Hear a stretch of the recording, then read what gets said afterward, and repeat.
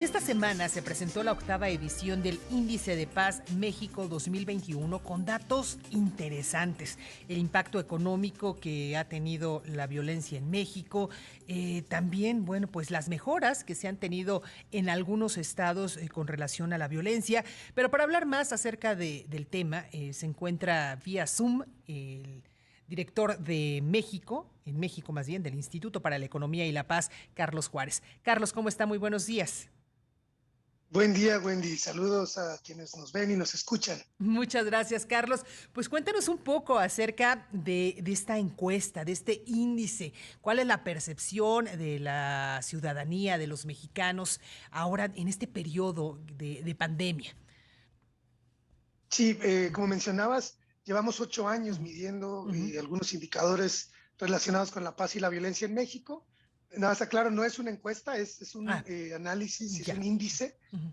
Son métricas a partir de cifras oficiales, por cierto, basadas en datos. Y lo Perfecto. que encontramos es que en el último año que medimos, que es 2020 completo, encontramos que la paz mejoró un 3,5%. Lo resaltamos porque es la primera vez en Ujú. 4 años que hay una mejora en la paz en nuestro país, aunque sea pequeñita, y sobre todo tuvo que ver con una reducción del 13% de los delitos con violencia, bajaron 22% los robos, 13% las agresiones, y también por primera vez desde que medimos la paz en México, bajó la tasa de homicidios un 1,3%, muy poquito, pero de nuevo es buena noticia, mejoraron los homicidios, aún tenemos la novena tasa de homicidios más alta del país, pero creemos que por lo menos hay un cambio de tendencia que veníamos empeorando y ahora estamos ya eh, mejorando. Esperemos que se mantenga esta tendencia. Carlos, ¿qué tanto pudo haber incidido la pandemia? Y sí quiero recalcar esto porque, bueno, pues fue un año de encierro, ¿no? Un año de confinamiento. Y bueno, pues esto también podría sumar a que entre menos gente en la calle, pues menos delitos se cometieron. Sí, lo dices bien.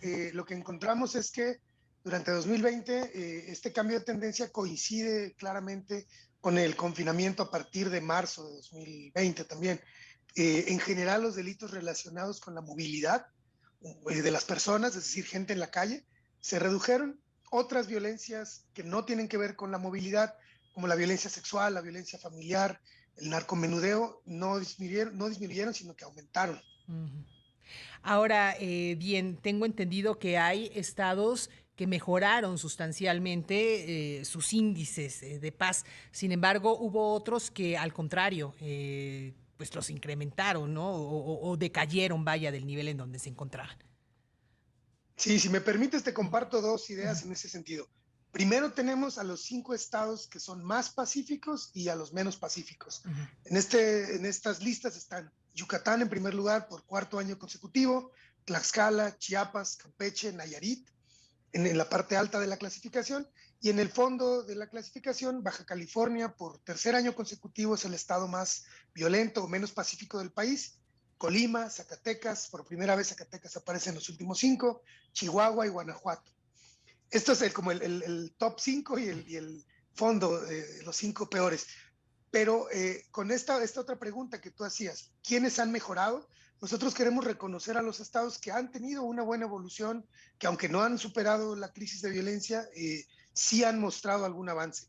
Y en esta clasificación de los que más mejoraron, están Quintana Roo con 4 posiciones que mejoró, Ciudad de México con 6 posiciones arriba, Guerrero que por primera vez en varios años está fuera de los 5 estados más violentos, bajaron las tasas de homicidio. Tabasco y Campeche también tuvieron mejoras importantes. Y en el otro sentido contrario, Zacatecas, ya decía, primera vez que está en los últimos lugares, empeoró 4 posiciones. San Luis Potosí bajó 7 posiciones. Sonora empeoró mucho, cayó 5 posiciones. Guanajuato y Michoacán, aunque mantuvieron su posición, también tuvieron deterioros importantes. Uno de los temas a destacar, Carlos, es el impacto económico de la violencia en México. Estaba viendo las cifras que pues ustedes están manejando, 4,71 billones de pesos en 2020, el impacto económico que se tuvo por violencia en nuestro país. Sí, es muy grave Ujú. y con unos niveles de violencia tan altos como tenemos en México, no sorprende que el impacto económico de esta violencia también sea así de estratosférico como estas cifras que presentamos. Decimos que en 2020 el gran impacto, incluido gasto público, gasto privado, por el miedo, por la contención, por el manejo de la violencia y el costo de oportunidad de la economía, es decir, lo que la economía se perdió en productividad, inversiones, lo que las personas asesinadas ya no van a contribuir a la economía en consumo y productividad, y una serie de dinamismos e impactos económicos. Esta gran bolsa de impacto de la violencia nos costó el equivalente al 22.5% del PIB o 4.7 billones de pesos. Puesto en términos per cápita, quizás para que sea más claro, podemos decir que en 2020 a cada mexicana y mexicano la violencia nos costó 36,000 pesos, 36,893 pesos durante este periodo. Ahora, bien, lo mencionaba, son 8 años midiendo este índice de paz aquí en nuestro país. ¿Qué tanto hemos mejorado? Bueno, con relación a otros años, ¿qué tanto se ha mejorado o se ha empeorado? Quizá dejando un poco de lado, insisto, lo que representó la pandemia y que esto ayudó a la mejora de los índices. Sí, claramente 2020 ha sido un año atípico, ¿no? Muy, muy particular. Y uno de los valores, de lo interesante de medir por periodos tan largos, es que vamos dando seguimiento a las cifras y entonces podemos ver estas tendencias. Lo que decimos es que desde hace 6 años a la fecha, la paz en México ha caído un 18%, los homicidios crecieron 84% en ese periodo, a pesar de la reducción del último año.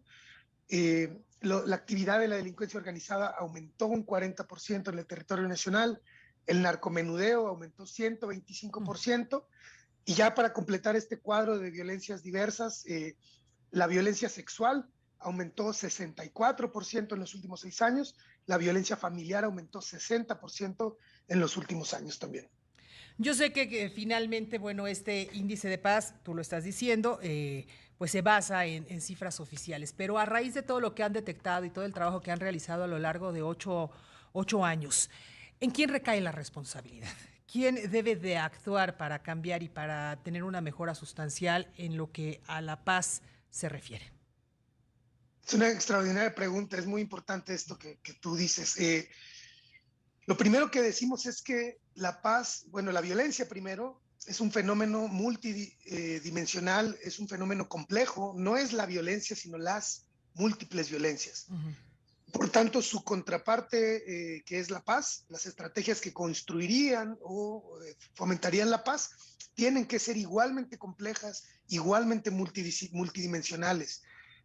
Lo que decimos es que es ya un momento, urge trascender este paradigma de que la paz es igual a la seguridad pública, porque no lo es. La seguridad pública es fundamental, es responsabilidad de los gobiernos en sus diferentes ámbitos y diferentes modalidades del delito, pero no es suficiente. Además de que las estrategias no han funcionado en los últimos 14 años de crisis de violencia que lleva el país. Pero además de que no han funcionado, no puede recaer todo el peso de la paz en un solo actor que sea el gobierno. La paz es compleja, por tanto requiere la participación de todos los actores sociales, aunque suene trillado, pero nuestra evidencia marca que para construir la paz y en donde ha funcionado alguna estrategia de mejora de la paz, como estados como Sinaloa, incluso Guerrero, que ha mejorado, lo que vemos es que los actores sociales participan, se ponen de acuerdo, construyen agendas. Hablo del sector privado, del sector académico, de la sociedad civil, hasta de las iglesias incluso, trabajan en colaboración, construyen agendas colectivas y se comprometen a aportar lo que a cada uno de los sectores corresponde, pero en realidad a todos nos toca trabajar el tema de la paz, hasta las familias, en el tema de la educación y la forma en que estamos criando a nuestros hijos. Perfecto. Pues Carlos, no sé si hay algo más que quieras abundar al respecto y también si nos puedes compartir en redes sociales alguna liga en donde podamos conocer más acerca de este índice de paz 2021. Sí, nuestros reportes pueden ser descargados de la página en México que es Índice de Paz México, índice-de-paz-méxico.org. Y a nivel global tenemos un sitio web en inglés con muchos reportes, algunos en español, otros en inglés, que es www.economicsandpeace, como economía y paz en inglés, .org.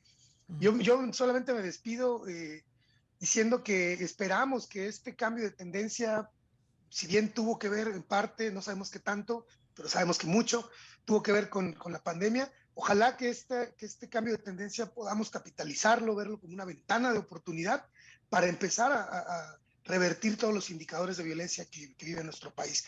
No estamos condenados a vivir en la violencia, no estamos condenados a vivir con miedo, pero tenemos que ponernos a trabajar y superar las diferencias para colaborar.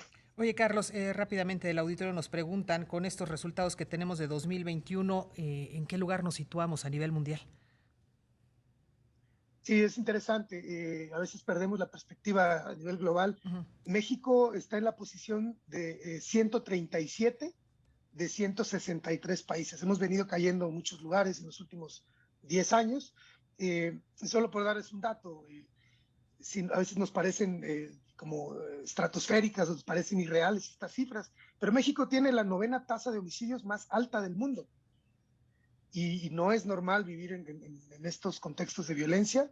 Entonces, las tasas de impunidad son altísimas a nivel global con respecto al resto del mundo. Los niveles de corrupción y percepción y desconfianza, por obvias razones, también son muy altos. México tendría, desde el análisis global, lo que identificamos es que México tiene 2 factores que son especialmente débiles, que podríamos concentrarnos en ellos, que son los niveles de corrupción y la baja calidad de los gobiernos. Por eso recomendamos que las políticas públicas mejoren, que estén basadas en datos, en evidencias, que sean medibles y que se articulen con el resto de los esfuerzos, tanto al nivel federal como al nivel federal, con coordinación con los niveles locales y otros actores sociales. Perfecto, pues Carlos, muchas gracias por esta plática.